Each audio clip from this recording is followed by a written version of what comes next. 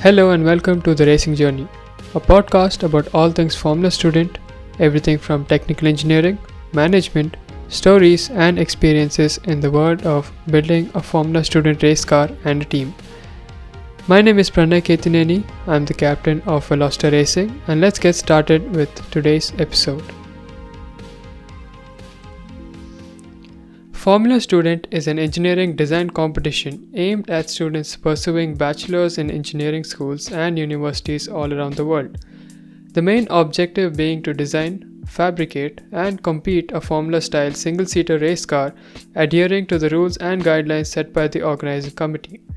The competition is not won just by the fastest car, but by the team who has the best overall package of construction, performance, and financial and sales planning.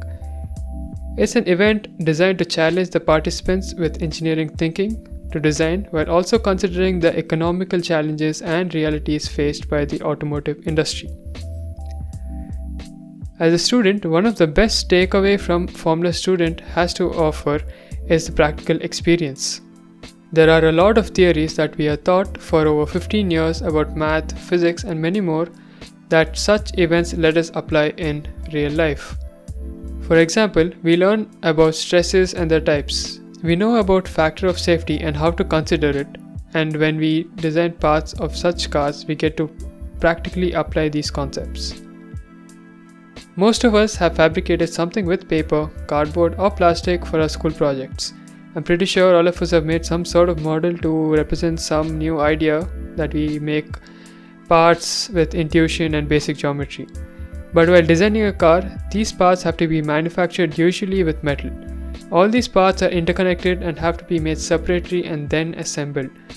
While working on such a project, we get to learn the industrial standard, what people follow in general while manufacturing and assembling. It gives a more realistic approach to design rather than making something that just looks right. One of the best takeaway from these projects is the continuously varying scenarios. Nothing in real life goes as expected or planned on paper, right? These are scenarios that are usually not expected. The best example for that is the coronavirus situation that we are all facing right now. All the companies wouldn't have really planned for a pandemic in such a short time. Similarly, there are so many things that might go wrong throughout the project. These unexpected scenarios is what will teach the team on how to improvise and overcome the problem and make the best of it. As a captain, I have learned a lot about team and project management. Making a car is not just a small task, but it's a management and efficiency workout. I have learned to scout talents, schedule workflows, assign tasks, manage the team, plan the budget, deal with sponsors, and coordinate with college and event organizers. More on these topics in the future episodes. Coming to the history of Formula Student and where it has all started. It all started with Ron Matthews, then an untenured assistant professor at the University of Texas, started the UT student branch of FSAE in January 1980. A month later, three of the new officers, Mike Best, Robert Edwards, and John Telkamp, told him they had decided to enter SAE's mini Indy competition, which was asphalt racing using the 5 horsepower Briggs & Stratton engine. Unfortunately, the competition was no longer being organized.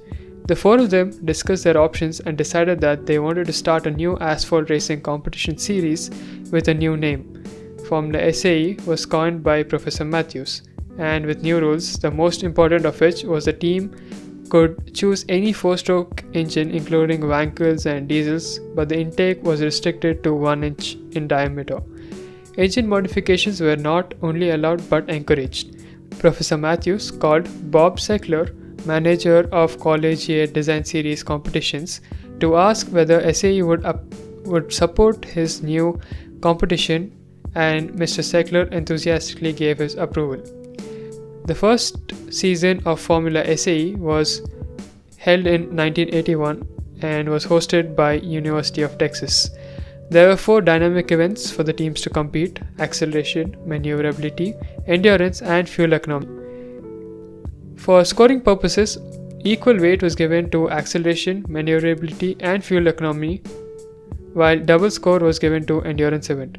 The University of Cincinnati won the fuel economy event with over 85 mpg, and Stevens Institute won the other 3 dynamic events.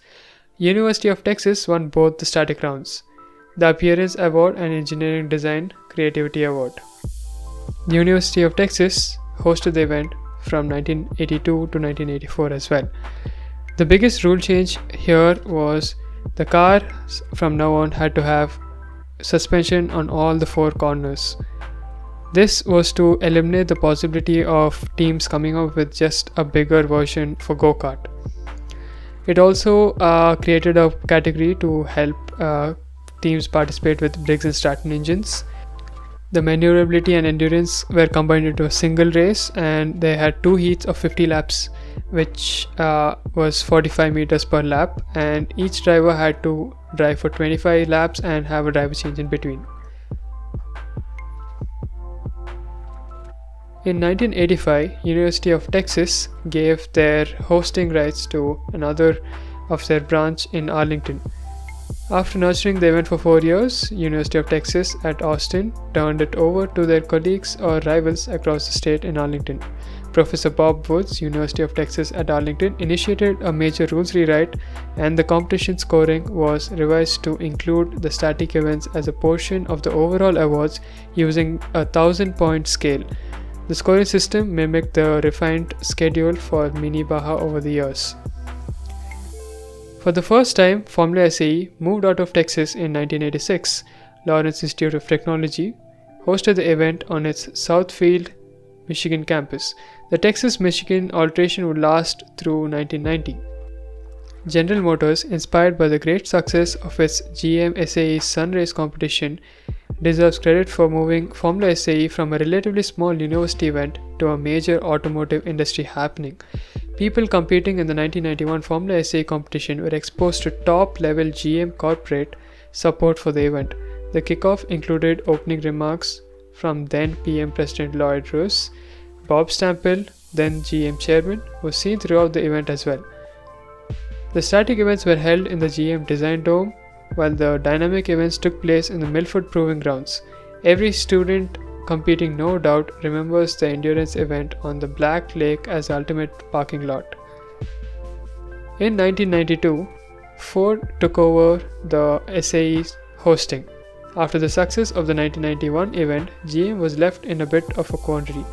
They had raised the level of the event to a point at which return to a university parking lot was no longer desirable. Luckily, Ford had been having great success hiring students with SAE design competition experience and agreed to host the 1992 event. A team of recent grads working on Ford acted as a staging committee, and the events being held at various Ford facilities in Dearborn.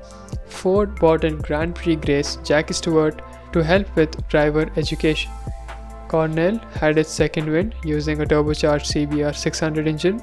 This engine would account for 40 to 50% of the field within 3 years.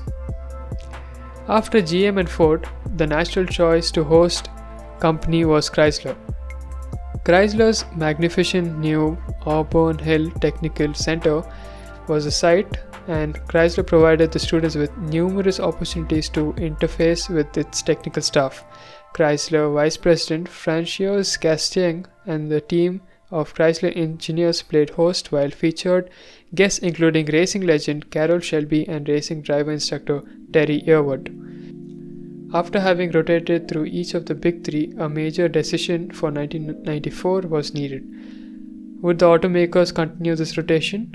What would be the best scenario for students? In the spirit of USCAR, the many consortium efforts of the big three, a Formula FSAE consortium was created in 1994. The consortium would be staffed by 2 representatives from each of the automakers and 1 representative from the FSAE Educational Relations Division staff. The Pontiac Silverdome was chosen as a natural neutral site. In 1997, the first European team entered the Formula FSAE event, the University of Leeds. In 1998, we saw the launch of a brand new competition, Formula Student, held in the UK and organized with IMEC. The inaugural event, co-sanctioned by FSAE, was a fantastic success. Vehicles from University of Leeds, University of Birmingham, and University of Hertfordshire competed against 3 US vehicles. In 2000, Formula Student Australia was organized and was approved by Society of Automotive Engineers in Australia. It was the inaugural event and was co-sanctioned by FSAE, and it was a very great success. Similarly, in 2003, FSAE Japan. In 2004, FSAE Brazil was started. In 2006, Formula Student Germany, or FSG as we know it today, was launched. And fast forward to 2017, in India, one of the globally recognized Formula Student Indian series, Formula Bharat, was also launched. Coming to the current format of the Formula Student series, the car has to be designed to be a Formula style. It should have 4 wheels which are operated by suspension. The engine must be behind the driver. It also saw the addition of 3 other classes: hybrid, electric, and driverless. The event is divided into 2 major subdivisions: the static events and the dynamic events.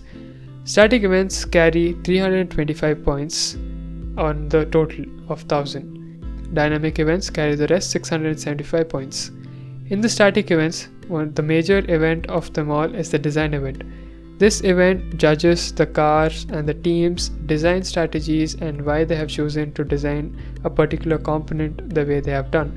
Here the teams have to come up with solutions and explanations to their solutions to why they have done it. The cost and manufacturing analysis carry 100 points, and this gives a realistic approach on planning the parts, bill of materials, and how much each process to how each part has to be assembled and how to be calculated for its price is analyzed. The team with maximum details and highly descriptive understanding of each part's manufacturing is given the highest point. Business plan is the next event which carries 75 points, and this event talks about how a company selling such a car would survive in the market. The team has to come up with the business plan, the way the investors will get their money back, the return of investment, and how successful can their business plan make the company sell a car of that caliber to the market. The next half of the events, which is the more exciting half, is the dynamic events. The acceleration event, which is a 100-point event, which is usually a 75-meter dash starting from a standstill. The team to cross the finish line the quickest is given the highest mark. Skid pad event is of course of a figure 8, where the driver has to go on the right circle clockwise a couple of times and the left circle anti-clockwise a couple of times, and the team to finish this course the shortest time gets the highest mark. The timing is usually taken as the average of the fastest right and the fastest left in a single consecutive run. The next event is an autocross event, which is usually a track of around 1 kilometer long with multiple chicanes, slaloms, straights, and continuous sweeping curves. And the team with the quickest time to complete the course is given the highest mark. Next event is the endurance event and the fuel economy event. Here the teams have to drive their car across the autocross track, but for a very long stint, usually about around 21 to 25 laps in total. Each driver has to drive till the half mark, have a mandatory driver change, and continue the rest of the track. The team with the quickest time gets the highest mark for the endurance event, and the team that used the least amount of fuel or the least amount of battery gets the highest mark for the efficiency part of the event. There are 18 active events in the Formula Student regime all over the world today. There are events in Australia, there are events in Brazil, Canada, United States, India, Japan, South Korea, Thailand, and coming to European countries like Austria, Czech Republic, Germany, Hungary, Italy, Netherlands, Russia, Spain, Switzerland, and many more. So in the coming episode, we will pick up and talk more in detail about the Formula Student culture and the situation in India. Thank you for listening to this episode of Racing Journey. If you like this, please leave a like and a good rating on your streaming platform. If you're watching this on YouTube, please subscribe to the channel. Share it to all your friends in the FSAE community and to anyone who's trying to get into the world of FSAE. You can follow me on Instagram at headhoonigan, the podcast at Racing Journey Podcast, to know when a new episode is released. Stay safe, be kind.